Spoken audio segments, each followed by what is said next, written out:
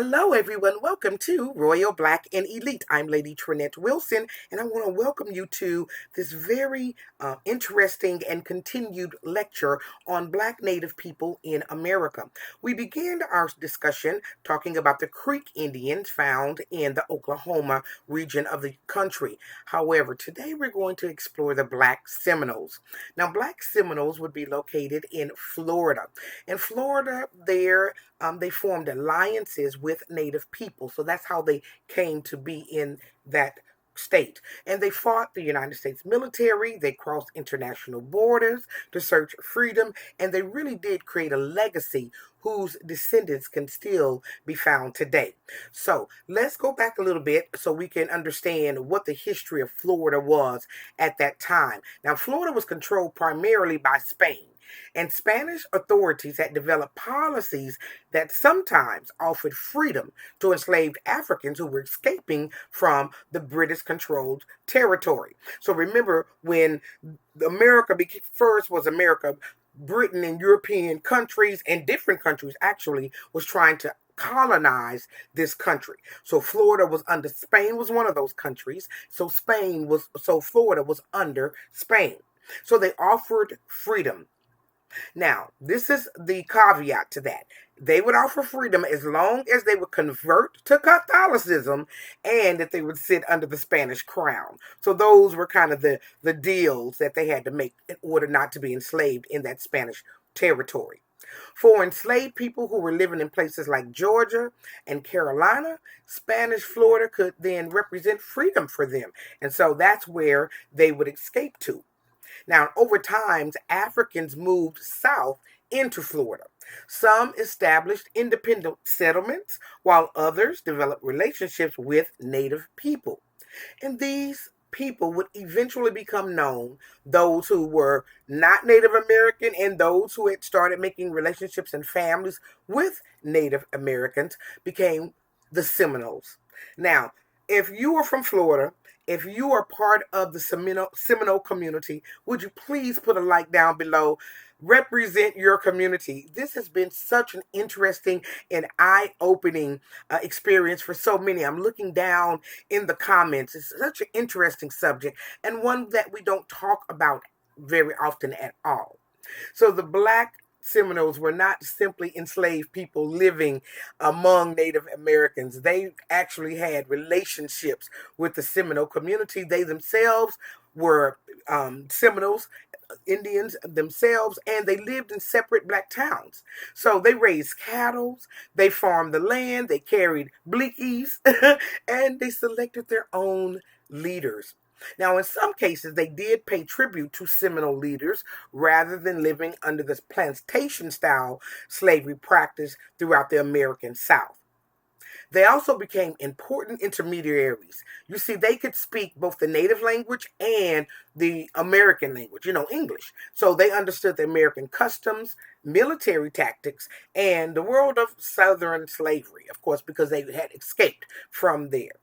So the existence of armed Black communities in Florida really was a very nerve-wracking for the slaveholders in the South. And so they would begin to really start these wars with these natives. So the reason the natives was catching heat is because they had Black people, the Seminoles, the Black Seminoles living amongst them.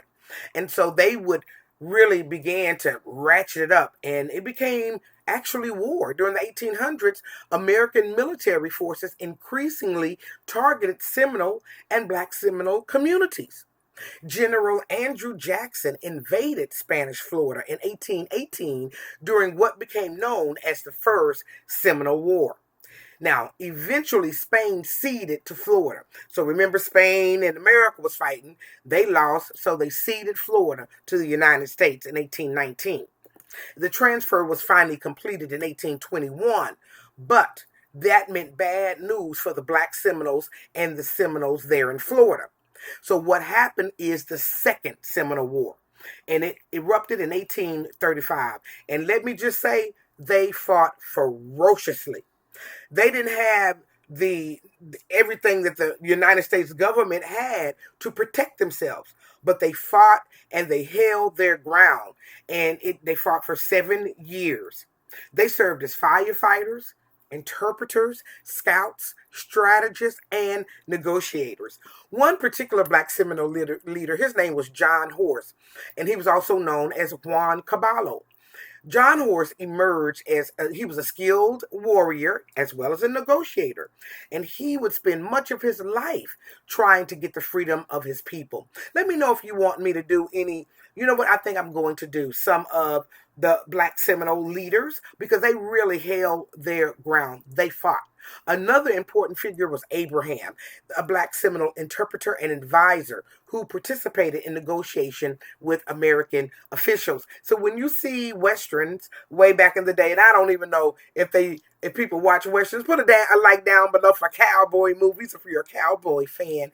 But when you see them negotiating with natives, this is what we're seeing.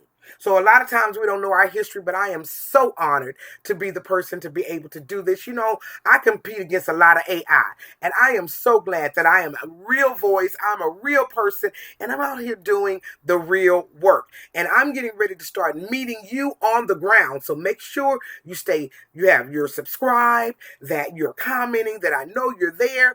So that way, when I'm starting to do my tour, that I'm going to see you in person. And these are some of the exhibits that we're going to have available for you to see in real time. I'm true to this. I've been doing this for over 20 years, and I love the exhibits that we bring, and I love this information. Their knowledge, these Seminoles, the Black Seminoles, their knowledge of the wetlands and the swamps and the forests, it was invaluable. Because of them, they were able to fight for 7 years. If they had done it by themselves, they wouldn't have been able to do it. Now, they fought, but of course they didn't have the weaponry nor the people.